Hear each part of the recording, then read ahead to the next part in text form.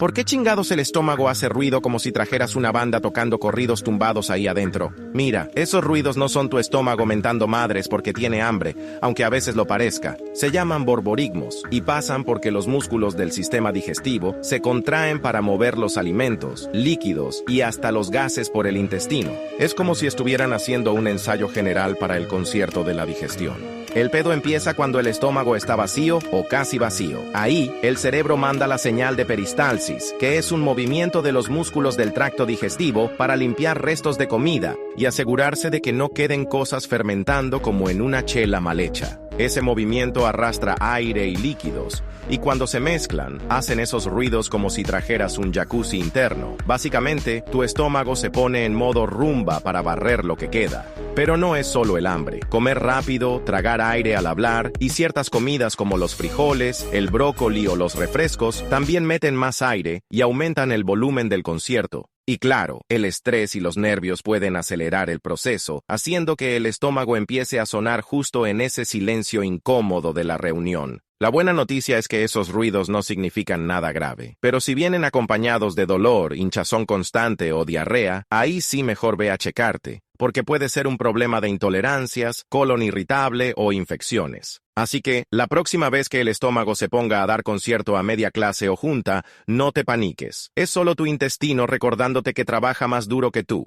Y si esta info te sirvió para no andar apenado cada vez que pasa, dale like y comparte para que otros no anden creyendo que es hambre nomás.